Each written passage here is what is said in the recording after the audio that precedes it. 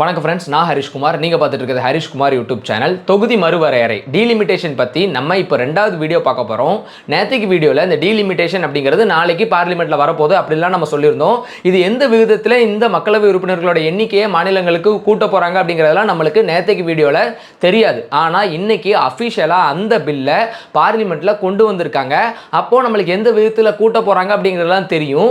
And அப்போ அஃபிஷியலாக இந்த சட்டம் ஏற்றப்பட்டுச்சா அப்படின்னு சொல்லி கேட்டிங்கன்னா கிடையாது. நீங்கள் தமிழ் நியூஸ் சேனல்ஸ் நிறைய இடங்களில் நீங்கள் ஒரு விஷயத்தை பார்த்துருப்பீங்க. அது கடும் எதிர்ப்பையும் மீறி வெற்றி கண்ட டீலிமிட்டேஷன் பில் அப்படின்ற மாதிரிலாம் பார்த்துருந்துருப்பீங்க. ஆக்சுவலாக இன்றைக்கி ஒரு வாக்கெடுப்புலாம் நடத்தினாங்க. அந்த வாக்கெடுப்பின்படி 201 மக்களவை உறுப்பினர்கள் இந்த டீலிமிட்டேஷனுக்கு ஆதரவாக வாக்களிச்சிருக்காங்க. எதுக்கு ஆதரவாக வாக்களிச்சிருக்காங்க, எப்படி வாக்களிச்சாங்க? ஆக்சுவலாக இன்னைக்கு 3 பில் கொண்டு வந்தாங்க. என்ன பில் எல்லாம், அது எல்லாத்தையும் இந்த வீடியோவில் உங்களுக்கு நான் கிளியராக எக்ஸ்பிளைன் பண்ணுறேன். அண்ட் எனக்கு புரிஞ்ச விதத்தில் உங்களுக்கு நான் எக்ஸ்பிளைன் பண்ண ட்ரை பண்ணுறேன். உங்களுக்கு அப்படி நான் பேசுகிறது புரிஞ்சுது அப்படின்னா கண்டிப்பாக உங்கள் ஃப்ரெண்ட்ஸ் எல்லாருக்கும் இந்த வீடியோ ஷேர் பண்ணி அவங்களையும் இதை தெரிஞ்சுக்கிட்ட சொல்லுங்க. அண்ட் ப்ளீஸ் நம்ம சேனலை இப்போ தான் ஃபர்ஸ்ட் டைம் பார்க்குறீங்கன்னா நம்ம சேனலை சப்ஸ்கிரைப் பண்ணி ஒரு சப்போர்ட் கொடுங்க. Let's go to the video. முதல்ல இந்த நாள் நம்ம தமிழகத்துக்கு எப்படி தொடங்குச்சு அப்படிங்கிறத பார்க்கணும். நேற்றுக்கே சொல்லியிருந்தோம், தமிழ்நாட்டோட முதலமைச்சர் பார்த்தீங்கன்னா கருப்பு கொடி ஏற்றுறதுக்கு மக்கள் அனைவருக்கும் அழைப்பு விட்டுருந்தாரு. அதன்படி இன்னைக்கு அவர் சென்னையில் கருப்பு கொடி ஏற்றுனது மட்டும் இல்லாமல் இந்த டீலிமிட்டேஷன் பில்கான அந்த ஒரு பவுண்டை எடுத்து அந்த பாண்டா அப்படியே அவர் தீ வச்சு கொளுத்தின ஃபோட்டோவோ வீடியோவோ நீங்கள் பார்த்துருந்துருப்பீங்க. அதுதான் ட்ரெண்டிங் ஆச்சு. அண்ட் அதுக்கடுத்து அங்கே பார்லிமெண்ட் கூட்டத்தொடர் அப்படிங்கிறது தொடங்குச்சு. அண்ட் அங்க என்ன நடந்துச்சு அப்படிங்கறத ஒன் பை ஒன் சொல்றேன். ஃபர்ஸ்ட் இந்த டீலிமிட்டேஷன் பில் அப்படிங்கறத அவங்க இன்ட்ரோடக்ஷன் பண்ண வந்தாங்க. ஸோ இதை வந்து யூனியன் லா மினிஸ்டர் தான் கொண்டு வந்தார். சரிங்களா? So union law minister mister Arjun Meghwal அவர் தான் வந்து இதை வந்து நான் வந்து கொண்டு வர போறேன் அப்படிங்கறத முன்மொழிவார். முதல்ல இதை இன்ட்ரோ பண்றது கொண்டு வருவார். இப்போ நார்மலா நம்ம நாட்டில் ஒரு பில் வந்து பாத்தீங்கன்னா இங்க மக்களவை உறுப்பினர்கள் மக்களவையில் வந்து கொண்டு வரணும் அப்படின்னா நார்மலா எப்ப இப்ப இந்த மாதிரி ஒரு சட்டம் கொண்டு வர போறோம்ப்பா அப்படின்னு சொன்னாங்கன்னா உடனே இந்த இடத்துல ஒரு வாய்ஸ் ஓட் நடக்கும். இப்போ யாரெல்லாம் ஆதரவு தெரிவிக்கீங்க, யாரெல்லாம் வந்து அகைன்ஸ்டா இருக்கீங்க சொல்லுங்க அப்படின்னு கேட்கும்போது மோஸ்ட்லி மெஜாரிட்டி யார் பக்கம் இருக்கு, இங்க ஆளக்கூடிய அரசு பக்கம் தான் இருக்கு அப்படிங்கறனால ஓகே ஆதரவு தெரிவிக்கும் அப்படின்னு சொல்லுவாங்க. உடனே அந்த பில்லை இன்ட்ரோ பண்ணுவாங்க. இன்ட்ரோ பண்ணி அங்கேயும் அது மெஜாரிட்டி ப்ரூவ் பண்ணி மேல ராஜ்யசபாவுக்கு போகும். ராஜ்யசபாவுக்கு போன பிறகு நேரா பிரசிடென்ட் கைக்கு போகும். இதுதான் நடக்கும். பட் இந்த பில்லில் ஒரு சின்ன வித்தியாசம் என்னன்னா, இது ஒரு சிறப்பு பில். இது வந்து ஒரு சிறப்பு அந்தஸ்து பெற்ற பில். ஏன்னா இது வந்து கான்ஸ்டிடியூஷனல் லாவை சேஞ்ச் பண்ணுது. நம்ம அரசியலமைப்பு சட்டத்தை மாற்றணும். நான் ஆல்ரெடி சொன்ன மாதிரி ஆர்டிகல் 81 என்ன சொல்லுது, இந்த 550 அப்படிங்கிற மக்களவை உறுப்பினர்கள் எண்ணிக்கையை நம்ம தாண்டக்கூடாதுன்னு சொல்லுது. அப்படிங்கிறப்போ அதில் சேஞ்ச் கொண்டு வரணுங்கிறனால தான் இந்த 131வது சட்ட திருத்த மசோதா அப்படிங்கிறது கொண்டு வந்தாங்க. இதை முன்மொழியும் போது அந்த நேரத்தில் எதிர்க்கட்சிகளோட எதிர்ப்பு வலுவாக இருந்த காரணத்தினால வெறும் வாய்ஸ் ஓட், அதாவது சும்மா வாய்ஸ் வச்சு எப்போ யார் ஆதரவு யார் அகைன்ஸ்ட் அப்படின்னு சொல்லி கேட்கக்கூடாது. ஆக்சுவல் பட்டன் போல், இந்த பட்டன் வச்சு அழுத்தக்கூடிய ஓட்டெடுப்பு நடத்தணும்னு சொல்லி அந்த வாக்கெடுப்பு நடத்தினாங்க. அண்ட் இன்னைக்கு அங்க நேற்றுக்கு நம்ம வந்து வீப் அப்படி நிறைய பேசியிருந்தோம். வீப் பத்திலாம் பார்க்கணும்னா நேற்றைய வீடியோவில் பாருங்க. ஸோ அப்படி வீப் கொடுத்துமே இன்னைக்கு மொத்தம் எத்தனை மக்களவை உறுப்பினர்கள் அங்கே இருந்தாங்க தெரியுமா? வெறும் 333 மக்களவை உறுப்பினர்கள் மட்டும்தான் இன்னைக்கு மக்களவையில் இருந்தாங்க. ஸோ அந்த 333 மக்களவை உறுப்பினர்கள் தான் இப்போ இந்த ஒரு சட்டம் அப்படிங்கிறது அறிமுகப்படுத்தப்படுறதுக்கு ஓட்டளிக்க போறாங்க. ஸோ அப்படி தான் நீங்கள் நியூஸ் சேனல்ஸ்லாம் நிறைய நியூஸ் பார்த்துருப்பீங்க. கடும் எதிர்ப்பையும் மீறி ஆதரவு பெற்றதுன்னு சொன்னாங்கல்ல. இப்போ இந்த 333 பேரில் 207 மெம்பர்ஸ் என்ன பண்ணியிருக்காங்கன்னா இதுக்கு ஆதரவாக வாக்களிச்சிருக்காங்க. மிச்சம் 126 பேர் இந்த பில் இன்ட்ரோ பண்ணுறதுக்கு, அதாவது அறிமுகப்படுத்துறதுக்கே அகைன்ஸ்டாக வாக்களிச்சிருக்காங்க. அந்த 126 பேர் தான் காங்கிரஸ் எம்பிக்கள், டிஎம்கேயோட எம்பிகள். இப்போ இந்த 207 பேர் ஆதரவா வாக்களிச்சிட்டாங்களப்பா. இப்போ இன்ட்ரோ ஆயிருக்கு அப்படின்னா இந்த சட்டம் நிறைவேற்றப்பட்டுச்சா அப்படின்னு கேட்டிங்கன்னா அதெல்லாம் கிடையாது. இது வந்து இன்ட்ரோ தான். ஜஸ்ட் இந்த 131வது சட்ட திருத்த மசோதாவை பார்லிமெண்ட்ல விவாதிக்க இதை வந்து அறிமுகப்படுத்தியிருக்காங்க. இப்போ இதுக்கு மேல விவாதங்கள் நடக்குமான்னு கேட்டிங்கன்னா ஆமா. அடுத்த ஒரு நாளைக்கு ஒரு நாள் ஃபுல்லா இருக்கு. நாளைக்கு ஒரு நாள் ஃபுல்லா இதுக்கு மேல விவாதங்கள் நடக்கும். அதுக்கப்புறம் தான் ஃபைனல் அந்த வாக்கெடுப்பு அப்படிங்கிறது நாளைக்கு சாயங்காலம் 4 மணிக்கு ஃபிக்ஸ் பண்ணி வச்சிருக்காங்க. அதாவது வெள்ளிக்கிழமை 17ஆம் தேதி சாயங்காலம் 4 மணிக்கு அந்த இறுதி கணக்கெடுப்பு அப்படிங்கிறது நடக்கும். அதில் தான் இந்த பில் பாஸ் ஆகுதா இல்லையா அப்படிங்கிறது தெரியும். இப்போ நம்ம நேற்றுக்கு வீப் இப்படின்னு நிறைய விஷயங்கள் பேசியிருந்தோம். இவ்வளோ விஷயங்கள் பண்ணியுமே இன்னைக்கு வெறும் 333 மக்களவை உறுப்பினர்கள் தான் அங்கே இருந்தாங்க அப்படின்னா இதில் என்ன அர்த்தம்? ஸோ இதுக்கு நிறைய ரீசன் சொல்கிறாங்க. இதில் திரிணாமுல் காங்கிரஸ்லாம் பார்த்தீங்கன்னா உள்ள வந்து இல்லை போல இருக்கு. அந்த நேரத்தில் அட்டண்டன்ஸ் இதில் இந்த ஓட் போடுறதுக்கு இல்லை போல இருக்கு. ஸோ அதெல்லாம் சொல்கிறாங்க. இந்த மாதிரி அவங்களாம் இல்லாமல் போனதே பிஜேபிக்கு ஒரு பவராக போயிடும். ஸோ அந்த மாதிரி பண்ணக்கூடாது. நாளைக்கு இந்த இறுதி கணக்கெடுப்பு நடக்கும்போது தயவு செஞ்சு இந்த 543 மக்களவை உறுப்பினர்களும் உள்ள இருக்கணும். இருந்தால் மட்டும்தான் நம்மளால பிஜேபியை இதில் பீட் பண்ண முடியும்னு சொல்றாங்க. ஸோ அப்படியே நாளைக்கு அதான் இந்த இன்ட்ரோடக்ஷனில் ஜெயிச்சிருச்சே, ஒருவேளை பிஜேபி நாளைக்கும் ஈஸியாக ஜெயிச்சிருமோ அப்படிங்கிற எண்ணம் நம்ம எல்லாருக்கும் வரலாம். அப்படி நினைச்சீங்கன்னா ஒருவேளை நாளைக்கு இதே 333 மக்களவை உறுப்பினர்கள் தான் உள்ள இருக்காங்கன்னே வச்சுக்கிடுவோம். நம்ம ஆல்ரெடி சொல்லியிருந்தோம் இதுக்கு 2 விதமான ப்ரூஃப் தேவை. ஒன்று மெஜாரிட்டி ப்ரூவ் பண்ணணும். ஸோ அதில் இங்கே 207 ஓட்டு மெஜாரிட்டி, 126ஓட 207 பெருசு மெஜாரிட்டி காமிச்சிட்டாங்க. இன்னொன்னுனா 3ல் 2 பங்கு ஆதரவு இருக்கணும். அப்படி பார்த்தோம்னா இந்த 333ல் 222 உறுப்பினர்கள் இதுக்கு ஆதரவாக வாக்களிச்சிருக்கணும். ஆனால் 207 பேர் தான் வாக்களிச்சிருக்காங்க. அப்படிங்கிற பட்சத்தில் நான் ஆல்ரெடி சொன்ன மாதிரி 333 உறுப்பினர்கள் இருந்து இன்னைக்கு நடந்த அதே விதமான பாசிட்டிவ் நோட்ஸ் வந்தாலும் கூட இந்த சட்டம் ஏற்றுறதுக்கு வாய்ப்பு கிடையாது. சரி, மொத்தமே அப்ப இந்த ஒரே ஒரு வாக்கெடுப்பு மட்டும்தான் இன்னைக்கு பார்லிமெண்ட்ல நடந்துச்சா அப்படின்னு கேட்டீங்கன்னா இதுக்கு மேல காரசார விவாதங்கள் நடந்துச்சு நிறைய இடங்கள்ல. இங்க தமிழகத்தோட எம்பி ராஜா சார், அவர் ராசா சார் இருக்கார் இல்லையா, ஸோ அவர் பொங்கி எழுந்து பேசின விஷயங்கள்லாம் பார்த்துருந்துருப்பீங்க. ஒரு பக்கம் கர்நாடகாவோட தேஜஸ் சூர்யா அப்படின்னு சொல்லிட்டு ஒரு எம்பி, பிஜேபியோட எம்பி, அவர் சும்மா வேலிட் பாயிண்டா புட்டு வச்சாரு. அவர் வந்து பிஜேபிக்கு ஆதரவாக தான் பேசுறாரு, ஆனால் வேலிட் பாயிண்டா கிளியரா வச்சிருந்தாரு. ஸோ அதெல்லாம் பார்க்கணும். அதுக்கு முன்னாடி இந்த வீடியோட தொடக்கத்தில் நான் ஒன்று சொல்லியிருந்தேன், அது என்ன, எந்த ரேட்ல பிரிக்க போறாங்க அப்படிங்கிறது நம்மளுக்கு தெரிஞ்சிருந்துச்சுன்னு சொல்லி. அது என்னன்னா ஈக்குவலா இப்போ இருக்கக்கூடிய எல்லா மாநிலங்களுக்கும் அதுக்கு ஈக்குவலா இப்போ எத்தனை மக்களவை உறுப்பினர்கள் இருக்காங்களோ அதுக்கு 50% அப்படியே உயர்த்த போறோம் அப்படிங்கிறத சொல்லியிருக்காங்க. அப்படி எடுத்துக்கிட்டோம் அப்படின்னா இப்போ மொத்தம் 543, அதுக்கு அப்படியே 50% உயர்த்தினாங்க அப்படின்னா 815 அப்படிங்கிறத உச்சபட்ச சீட்டா நாங்கள் நியமிக்க போறோம். 815 மக்களவை உறுப்பினர்கள் வர போறாங்க. ஸோ அதுல நீங்க டிவைட் பண்ணி பார்த்தீங்கன்னா 409 அப்படிங்கிற அறுதி பெரும்பான்மை காட்டினா மட்டும்தான் ஒரு கட்சியால ஆட்சி அமைக்க முடியும். அப்படி பார்த்தோம்னா இப்போ எல்லாருக்குமே ஈக்குவல் ரைட்ஸ் கொடுத்துட்டாங்களே, அப்போ பிஜேபி சொல்றது நியாயம் தானே அப்படிங்கிற மாதிரி நம்மளுக்கு தோணும். ஸோ இப்போ அதுக்கான டேட்டாஸ்க்கு வரேன். இப்போ தமிழ்நாட்டில் பார்த்தீங்கன்னா கரெக்டாக எத்தனை பேர் இருக்காங்க, 39 மக்களவை உறுப்பினர்கள் இருக்காங்க. இப்போ இவங்க இந்த ஈக்குவலாக கொடுத்ததை சேர்த்தோம்னா 20 உறுப்பினர்கள் கூடுவாங்க, நம்ம கிட்ட 59 உறுப்பினர்கள் வருவாங்க. ஆனால் அதே உத்தரப்பிரதேசத்தில் எடுத்துக்கிட்டிங்கன்னா கரெக்டாக 80 பேர் இருக்காங்க. இந்த 80க்கு இப்போ ஈக்குவலாக 50% அப்படிங்கிறது கூட்டணும் அப்படின்னா அது 120 போய் நிற்கும். அப்போ அவங்களுக்கு கூடுற அந்த மக்களவை உறுப்பினர்களோட எண்ணிக்கை எவ்வளோ தெரியுமா, 40 எண்ணிக்கை. ஸோ அப்படிங்கிறப்ப தானே அவங்களுக்கு ஒரு பவர் கூடுது அப்படிங்கிறத கீழே உள்ள ஸ்டேட் எல்லாம் கேட்குது. ஆனால் மேலே பார்த்தா பெர்சன்டேஜ் வைஸ் எந்த ஒரு சின்ன இழப்பும் கூட இல்லையப்பான்னு சொல்கிறாங்க. அண்ட் இதுக்கு மேலே இன்னைக்கு அமித்ஷா அவர்களும் பேசியிருக்காங்க, மோடி அவர்களும் பேசியிருக்காங்க. என்ன பேசியிருக்காங்க விவகாரத்தெல்லாம் பின்னாடி சொல்கிறேன். அதுக்கு முன்னாடி இன்னொரு விஷயத்தை நம்ம பார்க்கணும். அது ஒரு மாநிலத்திலையும் ஒரு எம்பிக்கு கீழே எத்தனை மக்கள் இருக்காங்க அப்படிங்கிறத நம்ம தெரிஞ்சுக்கணும். ஃபார் எக்ஸாம்பிள் தமிழ்நாட்டில் ஒரு எம்பி இருக்காங்க அப்படின்னா அந்த எம்பிக்கு கீழே கிட்டத்தட்ட 18 லட்சம் மக்கள் தான் இருக்காங்க. அதே நம்ம உத்தரப்பிரதேசத்தில் எடுத்துக்கிட்டோம்னா ஒரு எம்பி கீழே 30 லட்சம் மக்கள் இருக்காங்க. ஏன்னா அங்கே உள்ள பாப்புலேஷன் அவ்வளோ அதிகமாக இருக்கு.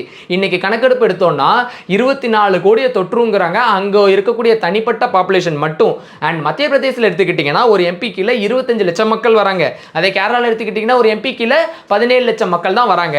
ஸோ இதுக்கு எதிர்க்கட்சிகள் இதை எதிர்க்கிறதுக்கு நிறைய வந்து ஆல்டர்னேட் சோர்ஸ்லாம் கொடுப்பாங்க, ஆல்டர்னேட் வேஸ், நீங்கள் இப்படி பண்ணாமல் அப்படி பண்ணுங்க அப்படி பண்ணுங்கன்னு. ஸோ அந்த மாதிரி எதிர்க்கட்சிகள் கொடுத்த அத்தனையும் காமெடியாக இருந்தது தான் இன்னைக்கு பார்லிமெண்ட்ல ட்விஸ்டே. அவங்க நிறைய காமெடியான விஷயங்களை கொடுக்க போய் அதை வச்சு பிஜேபிக்காரங்க ஈஸியாக கிளின்னு கிழிச்சிட்டாங்க. அதில் மெயினாக இந்த தேஜஸ்வி சூர்யான்னு சொல்லிட்டு இந்த கர்நாடகாவோட எம்பி அவர் பேசின விஷயத்தை பற்றி தான் இப்போ நம்ம பார்க்க போகிறோம். இன்னைக்கு காலையில் என்னாச்சுன்னா தெலுங்கானா சிஎம் ரேவந்த் ரெட்டி என்ன பண்ணியிருக்காரு, அவர் சைட்லேருந்து நான் ஒரு மாற்று வழி சொல்லுதுன்னு ஒரு வழி சொல்லியிருக்காரு. அது என்னன்னா ஒரு மாநிலத்திலையும் அவங்களோட ஜிடிபி மொத்த உள்நாட்டு உற்பத்தி இருக்கும் இல்லையா, ஸோ அவங்களோட அந்த ஃபினான்ஷியல் growth அதுபடி நீங்கள் வந்து மக்களவை உறுப்பினர்களை பிரித்து கொடுத்துருங்க அப்படின்னு சொல்லி கேட்டிருக்காரு. அப்படி பார்த்தா தமிழ்நாடெல்லாம் பார்த்தீங்கன்னா அதிக எம்பிக்கள் வாங்கிடலாம். ஏன்னா நம்மளாம் ஆல்ரெடி நிறைய எக்கனாமிக்கலி ஸ்டேபிளாக தான் இருக்கும். அப்படிங்கிற பட்சத்தில் அதுக்கு தேஜஸ்வி சூர்யா என்ன கேட்டார்னா, ஒரு வருஷம் நீங்கள் அதிகமாக இருப்பீங்க, ஒரு வருஷம் கம்மியாக இருப்பீங்க, வருஷம் மக்களவை உறுப்பினர்களை மாற்ற சொல்கிறீங்களா அப்படின்னு சொல்லி ஒரு கேள்வி கேட்குறாரு. ஸோ ஆப்வியஸ்லி இந்த மாதிரி இந்த ஒரு இன்கம்மை வச்சு இந்த ஒரு ஜிடிபியை வச்சு நீங்கள் வந்து பார்த்தீங்கன்னா இந்த மக்களவை உறுப்பினர்களை செட் பண்ணுறதுங்கிறது சுத்த சிரிப்புக்கு இடம் கொடுக்கும் அப்படின்ற மாதிரி பேசி கலாய்ச்சி விட்டாரு அவர் அங்கே. அண்ட் அது போக அவர் இன்னும் 2 விஷயங்களையும் பேசியிருந்தார். அதில் இன்னொன்று என்ன சொல்லியிருந்தாருன்னா, இவர் பிஜேபிக்காரர் மறந்துடக்கூடாது.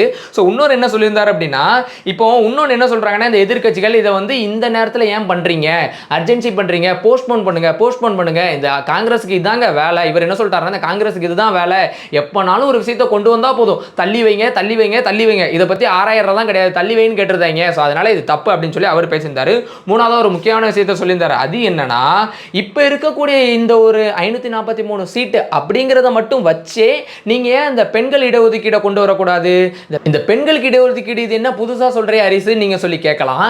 இது வந்து ஆல்ரெடி பாஸ் ஆன ஒரு பில். அதாவது பெண்களுக்கு 33% நாடாளுமன்ற தேர்தலில் இடஒதுக்கீடு கொடுக்கணும். இது சட்டமன்ற தேர்தலுக்கும் பொருந்தும். அதாவது மொத்தமாக 100 பேர் நிற்காங்கன்னா அதில் 33 பேர் பெண்களாக தான் இருக்கணும் அப்படின்னு சொல்லி ஒரு சட்டம் இயற்றப்படுது. இந்த சட்டத்தை இந்த சென்ட்ரல் கவர்மெண்ட் என்ன பண்ணிட்டாங்கன்னா இந்த டீலிமிட்டேஷனோட லிங்க் பண்ணிட்டாங்க. இந்த டீலிமிட்டேஷன் பண்ணாதான்ப்பா இந்த பெண்களுக்கு இடஒதுக்கீடு எங்களால் கொடுக்க முடியும். ஸோ இந்த எதிர்க்கட்சிகள்லாம் இதுக்கு அகேன்ஸ்டாக இருக்கீங்கன்னா நீங்கள் பெண்கள் இடஒதுக்கீடுக்கு அகேன்ஸ்டாக இருக்கீங்க, ஸோ இது ரொம்ப தப்பு அப்படின்ற மாதிரி லிங்க் பண்ணி வச்சிட்டாங்க. அது எப்படி லிங்க் பண்ணாங்கன்னா இந்த சென்ட்ரல் கவர்மெண்ட் என்ன சொல்கிறாங்கன்னா பிஜேபி கவர்மெண்ட் இப்போ ஆல்ரெடி 543 பேர் இருக்கும். நான் சொல்கிற மாதிரி இந்த இதை அப்படியே 50% இன்க்ரீஸ் பண்ணிங்கன்னா அது 815 வந்து நிற்கும். கிட்டத்தட்ட கூட 272 சீட்டு. இந்த 272 சீட் அப்படிங்கிறது மொத்தமாக பெண்களுக்கு கொடுப்போம். அப்படி கொடுத்தோம்னா 272 பெண்கள், இந்த பக்கம் 543 ஆண்கள். நான் சொல்கிற 33% பெண்களுக்கு இடஒதுக்கீடு கொடுத்துறாங்க. நரி சக்தி அப்படின்னு சொல்லிட்டு அந்த அவங்களோட அந்த திட்டத்துடைய பேர். ஸோ அதை கொடுத்துடலான்னு சொல்லி சொல்கிறாங்க. ஸோ இந்த ஒரு சின்ன இடத்துல என்னோட ஒரு தனிப்பட்ட ஒரு நபராக எனக்கு ஒரு சின்ன ஒரு முரண்பாடு இருக்காது. என்னன்னா இந்த பெண்களுக்கு இடஒதுக்கீடு கொண்டு வரது ரொம்பவே சந்தோஷமான விஷயம். ஆனால் இது கொண்டு வரும்போது கூடவே இன்னொரு விஷயத்தையும் கொண்டு வந்துடுறான். அது என்ன தெரியுமா? இந்த பெண்களுக்கு கொடுக்கக்கூடிய இடஒதுக்கீடு அப்படிங்கிறது அந்த பெண்கள் ஒருத்தர் சூஸ் ஆகி வருவாங்கல்ல, அவங்க எந்த ஒரு அரசியல் பின்புலமும் இல்லாத ஒரு ஆளாக இருக்கணும். ஆல்ரெடி உங்கள் கட்சி பவரான கட்சி தானே, நீங்கள் நிறுத்தக்கூடிய ஆள் ஜெயிச்சிருவாங்க தானே. அப்படிங்கிறப்போ எந்த அரசியல் பின்புலமும் இல்லாத எந்த ஒரு அரசியல்வாதி குடும்பத்திலேருந்தும் வராத ஒரு ஆளை நிறுத்த வைக்கணும் அப்படிங்கிற ஒரு சட்டத்தையும் கூட சேர்த்து ஏற்றணும். இல்லைன்னா என்ன பண்ணுவாங்க தெரியுமா? ஆல்ரெடி ஒருத்தர் எம்பியா இருப்பாரு, அவரோட தொகுதி அன்னைக்கு பெண்களோட தொகுதி அப்படிங்கிற பட்சத்தில் நிறைய சினிமாலையும் நம்ம பார்த்துருப்போம், தன்னோட மனைவியோ தன்னோட மகளையோ அவங்க வந்து அப்படியே நிறுத்துவாங்க. இவங்க என்னென்ன சொல்றாங்களோ அது எல்லாத்தையுமே அவங்க பண்ணுவாங்க. எஸ், பெண்கள் தனியாக நிறைய முடிவுகள் எடுப்பாங்க. ஆனால் நம்ம நாட்டில் இன்னும் பல இடங்கள்ல வீட்டில் இருக்கக்கூடிய பெண்களே அடிமைகளாக வாழ்றாங்க. அப்படிங்கிறப்போ அவ்வளோ பெரிய இந்த மொத்த நாட்டோட ஒரு தீர்மானிக்கிற இடத்துக்கு வரக்கூடிய பெண்கள் ஆல்ரெடி அரசியல்வாதிகள் எல்லாரையும் இன்ஃப்ளூயன்ஸ் பண்ற மாதிரி தான் வீட்டு பெண்களை இன்ஃப்ளூயன்ஸ் பண்ண மாட்டாங்களா அப்படிங்கிற ஒரு பயம் இருக்கு. ஸோ அதனால இதை கொண்டு வரும்போது இந்த அரசியல் பின்புலம் இருக்கக்கூடாதுங்கிறது சேர்த்து கொண்டு வந்தாங்கன்னா நல்லா இருக்கும்னு சொல்லலாம். ஸோ அதை அவங்க என்ன சொல்றாங்கன்னா இதை வந்து இந்த பெண்கள் ரிசர்வேஷனையும் நீங்க இந்த 543 சேர்த்து கொண்டு வாங்கன்னு காங்கிரஸ் கேட்குது. அப்படி பண்ணோம்னா கிட்டத்தட்ட 140 கிட்டக்க ஆண்கள் வந்து அவங்களோட இடத்தை இழப்பாங்க. இப்போ காங்கிரஸ் சொல்றது படி பார்த்தீங்கன்னா இந்த 543 வச்சுக்கிட்டே இந்த தொகுதி மறுவரை பண்ணோம்னா தமிழ்நாடெல்லாம் சீட் இழந்துரும். ஸோ நாங்கள் சொல்ற, அதாவது பிஜேபி சொல்ற இந்த ஈக்குவல் 50% ப்ரொபோஷனல் ரேட் இன்க்ரீஸ் ஆகுதுல, இதான் ப்ரோரேட்டான்னு சொல்லிட்டு இருக்காங்க. இந்த இன்க்ரீஸ் தான் கரெக்ட்னு சொல்லிட்டு இந்த தேஜஸ்வி சூர்யா பேசியிருந்தாரு. ஸோ இவர் மட்டும் தான் பேசியிருந்தாரா? பதிலுக்கு ஆராசாவும் பேசியிருந்தாரு. அவர் என்ன சொன்னார்னா, இந்த டிஎம்கே அகேன்ஸ்டா இருக்கு, நேஷனலுக்கு அகேன்ஸ்டா இருக்குன்னு பேசுறீங்களப்பா, நாங்களாம் கார்கில் சமயத்தில் 100 கோடி கொடுத்தோம் அப்படி இப்படின்னு அவர் ஒரு பக்கம் டிஎம்கேக்கு ஆதரவா டிஎம்கே என்ன பண்ணுச்சுன்ற மாதிரி பேசியிருந்தாரு. ஸோ ஆல்ரெடி அதுக்கு தேஜஸ்வி சூர்யா சொன்னாரு, டிஎம்கேவோட லீடர் அதாவது தமிழ்நாடோட சீஃப் மினிஸ்டர் ஸ்டாலின் சார் நேற்றுக்கு ஒரு மிரட்டல் விடுதாரு, ஒரு வீடியோ விட்டு 1950 உள்ள திமுகவை பார்க்க நேரிடுன்னு என்ன அந்த மிரட்டல் விடுறீங்க அப்படின்னு சொல்லி பார்லிமெண்ட்ல கேட்டிருந்தாரு. அதுக்கு நீங்க நேஷனலிசம்லாம் என்கிட்ட காட்டாதீங்க, நான் ஆராசா எங்க கிட்ட காட்டாதீங்க, நீங்க ஹிந்தி இம்போசிஷன் பண்ணும்போது மட்டும்தான் நாங்கள் அகேன்ஸ்டா இருப்போம், தவிர்த்து யுத்த சமயங்கள்லாம் இந்தியாவோட துணை நிற்கிறதுல நாங்கள் எப்பவுமே தயாராக தான் இருப்போன்ற மாதிரி பேசி முடிச்சிருந்தாங்க. இப்போ நம்ம பிஎம் மோடி என்ன பேசினாங்க, அமித்ஷா என்ன பேசினாங்க அப்படிங்கிறத பார்ப்போம். ஸோ யூனியன் மினிஸ்டர் அமித்ஷா என்ன பேசினாங்க அப்படின்னா, இந்த சட்ட திருத்த மசோதா அப்படிங்கிறது ஏற்றப்பட்டாலும் 2029 நாடாளுமன்ற தேர்தல் வரைக்கும் எந்த சட்டமன்ற தேர்தலாக இருந்தாலும் சரி அதில் இந்த ஒரு மாற்றம் கொண்டு வரப்படாது. 2029 நாடாளுமன்ற தேர்தல் தான் முதல் முறை இந்த ஒரு மாற்றம், அதாவது 33% பெண்களுக்கு இடஒதுக்கீடாக இருக்கட்டும், இல்லைனா இந்த தொகுதி மறுவரையறையாக இருக்கட்டும், இது எல்லாமே அப்பதான் கொண்டு வரும். ஸோ யாரும் பயப்பட வேண்டாம், இப்போ நடக்கிற எலெக்ஷன்ஸ்லாம் எந்த பாதிப்பு இருக்காதுன்னு சொல்லி அவர் தரப்பு வாதத்தை வைக்கிறாரு. ஸோ பிரைம் மினிஸ்டர் நம்ம நாட்டோட பிரதான் மந்திரி, ஸோ அவர் வந்து பேசணும் இல்லையா, அவர் மக்களவையில் ஒரு உறுப்பினராக இருக்கிறப்போ அவரும் பேசுறாரு. அவர் என்ன ஒரு 4 இம்பார்ட்டன்ட் பாயிண்ட்ஸ் சொல்றாரு, அதை மட்டும் உங்கள்ட்ட நான் சிம்பிளா சொல்லி முடிச்சுக்கிறேன். ஸோ அவர் என்ன சொல்லியிருக்காருன்னா, தயவு செஞ்சு எதிர்க்கட்சிகள் இதுக்கு அரசியல் சாயம் பூசாதீங்க, இதுல எந்த ஒரு மாநிலத்துக்கும் துளி அளவு கூட இன்ஜஸ்டிஸ் அநீதி இழைக்கப்படாது, அதுக்கு நான் கேரண்டி அப்படின்னு சொல்லி சொல்லுதாரு. இது போக அவர் என்ன சொல்லுதாருன்னா, இதுக்கு எல்லாத்துக்குமே நான் கிரெடிட் எடுத்துக்கிட போறதில்ல, நான் இது எல்லாத்துக்குமே பலன் அனுபவிக்க போறதில்ல, நான் ஓப்பனா இதுக்கு நீங்க ஆதரவு மட்டும் கொடுங்க, உங்க எல்லாத்துக்கும் கிரெடிட் கொடுத்துருதேன், பிளாங்க் செக் மாதிரி கொடுத்துருதேன், நீங்க நிரப்பி கிரெடிட்ஸ் எல்லாம் நீங்க எடுத்துக்கோங்க, எதிர்க்கட்சிகள் நீங்க எடுத்துக்கோங்க அப்படின்னு சொல்றாங்க. நம்ம 50 வருஷம் பின்னாடி இருக்கோம், 50 வருஷம் முன்னாடி வரதுக்கு நாங்க கேட்டுக்கிட்டு இருக்கோம் உங்ககிட்ட, தயவு செஞ்சு இது ஆதரவு கொடுங்கன்னு சொல்லி பிஎம் மோடி பேசுறாரு. இது போக பிஎம் மோடி அவர்கள் இன்னொரு முக்கியமான விஷயம் சொன்னார். என்னன்னா, இப்போ நம்ம இந்த பெண்கள் விஷயம் இருக்குல்ல, இந்த பெண்கள் விஷயத்தை 30 வருஷம் முன்னாடி நம்ம பண்ணியிருந்திருக்கணும். இப்போ என்னோட கவர்மெண்ட் இப்போ கொண்டு வரது எனக்கு பெருமை தான். ஸோ 30 வருஷம் கழிச்சு தான் கிட்டத்தட்ட நம்ம கொண்டு வரோம், 30% பெண்களுக்கு இடஒதுக்கீடுங்கிற ஒரு விஷயத்தையே கொண்டு வரோம். இதை 30 வருஷம் முன்னாடி யாரோ பண்ணியிருக்கணும், நான் பண்றேன், தயவு செஞ்சு ஆதரவு கொடுங்கன்னு சொல்றாரு. இதுல ட்விஸ்ட் என்னன்னா, அவர் டீலிமிட்டேஷனை விட அதிகமா இந்த பெண்கள் இடஒதுக்கீடு பத்தி தான் பேசியிருந்திருக்காரு. ஸோ அப்படி பேசினப்போ எதிர்க்கட்சிகள் என்ன சொல்லிட்டாங்கன்னா, இவர் வந்து இந்த டீலிமிட்டேஷனோட பாதிப்புகளை பத்தி தான் பேசணும், இன்னைக்கு இவ்வளவு பிரச்சனைகள் தெற்க நடந்துகிட்டு இருக்கு, அதெல்லாம் மறைக்கிறது தான் இந்த 33% ரிசர்வேஷன் பத்தி பேசிட்டாருன்னு சொல்லி எதிர்க்கட்சிகள் கருத்து தெரிவிச்சுட்டு இருந்தாங்க. ஸோ இதெல்லாம் இருக்கட்டும், இன்னொரு பக்கம் இன்னொரு விஷயத்தை நேற்றுக்கு நான் சொல்ல மறந்துட்டேன், அதை இப்போ நான் சொல்றேன். அது என்னன்னா இப்படி இந்த ரெண்டுமே பாஸ் ஆனாலும் ஃபார் எக்ஸாம்பிள் ஃபர்ஸ்ட் மெஜாரிட்டி காட்டணும் இந்த மசோதா மெஜாரிட்டி காட்டின பிறகு 2/3 அதிகமாக இருக்கணும்னு சொல்லியிருந்தேன் அந்த மெஜாரிட்டி காட்டின பிறகு மூணாவது ஒரு சின்ன ட்விஸ்ட் இருக்கு அது என்னன்னா இது மேலே போகுது இல்லையா ராஜ்யசபா போன பிறகு இந்த ஒரு இதில் சட்டமன்ற உறுப்பினர்களும் மாற்றமாகறாங்கன்னு சொன்னேன் சட்டமன்ற உறுப்பினர்கள் சட்டமன்ற தொகுதிகளும் மாற்றமாகுது அப்படிங்கிற பட்சத்தில் இந்தியாவில் இருக்கக்கூடிய 28 மாநிலங்களில் பாதி மாநிலத்தில் இதுக்கு மெஜாரிட்டி வேணும் அதாவது 14க்கும் மேற்பட்ட மாநிலங்களும் இதுக்கு ஒப்புதல் அளிக்கணும் அது பிஜேபியால் முடியுமான்னு கேட்டிங்கன்னா ஈஸியாக முடியும் ஏன்னா பிஜேபி கையில் ஆல்ரெடி 18 மாநிலங்கள் இருக்கிறனால அதாவது கூட்டணி ஆட்சிகளோட சேர்த்து 18 மாநிலங்கள் இருக்கனால ரொம்ப ஈஸியாக அந்த 3வது பாயிண்ட்டை டிக் அடிச்சிருவாங்க ஸோ அதனால தான் நேற்றுக்கு இதை சொல்ல வந்துட்டு நான் மறந்துட்டேன் 3ன்னு சொல்லியிருப்பேன் அப்புறம் மறந்துட்டேன் ஸோ இது ஒன்று இருக்கு சரி வீடியோ பெருசாக போகுது ஹரிஷன் நீங்கள் சொல்கிறது எனக்கு புரியுது ஸோ இப்போ கிட்டத்தட்ட ஃபைனல் கன்க்ளூஷனுக்கு வந்துட்டோம் என்னோட கருத்து ப்ளஸ் ஆல்ரெடி இன்னொரு சின்ன விஷயம் மட்டும் நடந்துருச்சு அதையும் சேர்த்து சொல்லி முடிச்சுக்கிறேன் ஸோ இப்போ வந்து நம்ம எல்லாருக்கும் நினைக்கலாம் ஏன்டா நம்ம நேற்று அவ்வளோ பேசணும்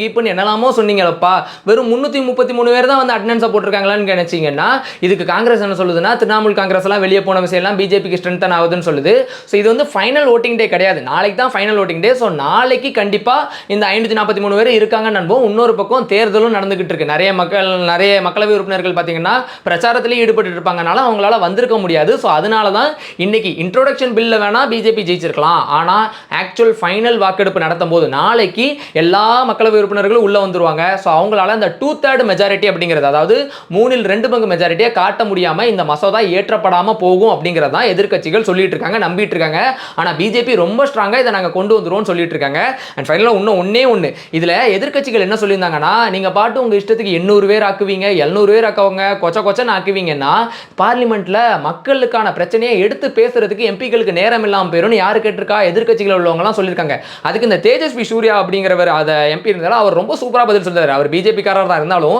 ரொம்ப சூப்பராக பதில் சொல்றாரு என்ன சொன்னார்னா சார் ஒரு காலத்தில் பார்த்தீங்கன்னா பார்லிமெண்ட் சிட்டிங்ஸ் இருக்குல்ல அந்த சிட்டிங்ஸ் பார்த்தீங்கன்னா 155 நாள் நடக்கும் ஒரு வருஷத்தில் ஆனால் இப்போ வெறும் 55 நாள் தான் சார் நடக்குது நீங்கள் இருக்கிற 543 பேர் ஏன் 100 நாளில் குறைச்சிங்க சார் பேசணும்னா எவ்வளோ பிரச்சனைகள் இருக்குல்ல வந்து பேசியிருக்கலாம்ல ஏன் குறைச்சிங்க ஸோ 800 பேர் ஆக்குனீங்கன்னா நீங்கள் கவலைலாம் பட வேண்டாம் யாருக்கும் பேச நேரம் கிடைக்காதுன்னா கவலைப்பட வேண்டாம் 815 பேராக ஆக்குனாலுமே சிட்டிங்ஸை இன்க்ரீஸ் பண்ணுங்க சார் நிறைய கூட்டத்தொடர் நடத்துங்க வந்து மக்கள் பிரச்சனையை பேசுங்க அப்படின்னு சொல்லி கேட்குறாரு ஸோ இது ஆக்சுவலாக நியாயம் தான் இல்லையா நேற்றுக்கு நான் ஒன்று பேசியிருந்தேன் நேற்றுக்கு நான் பேசும்போது என்ன சொன்னால் இது நான் கண்டிப்பாக அகேன்ஸ்ட் தான் சொல்கிறேன் என்னன்னா இருக்கட்டுமேப்பா 543 பேரே போதும் அவங்கள எத்தனை பேர் நம்மளுக்கு ஆதரவாக இருக்காங்க எத்தனை பேர் கரப்ஷன் பண்ணிட்டு இருக்காங்க நம்ம கரப்ஷன் விட்டே இன்னும் வெளியே வரல அப்படிங்கிறப்போ இந்த 543 பேரை நீங்கள் வந்து 815 ஆக்குனீங்கன்னா அவங்களும் திருப்பி வந்து கரப்ஷன் தானே பண்ண போகிறாங்க அப்படின்னு கேள்வி கேட்டிருந்தோம் ஆக்சுவலாக அது உண்மை தானே நீங்கள் யோசிச்சு பாருங்களேன் இவங்க என்ன சொல்கிறாங்க இந்தியா முழுக்க இருக்கக்கூடிய சட்டமன்ற தொகுதிகளில் 2000 தொகுதிகளை கூட்ட போகிறோம்னு சொல்கிறாங்க இங்கே இருக்கக்கூடிய ஒரு எம்எல்ஏவும் என்ன பண்ணிட்டு இருக்காங்க இந்த இருக்கக்கூடிய ஒரு எம்எல்ஏவாக இருக்கட்டும் அமைச்சர்களாக இருக்கட்டும் அத்தனை பேர் அத்தனை கொள்ள அடிச்சுட்டு இருக்க நேரத்தில்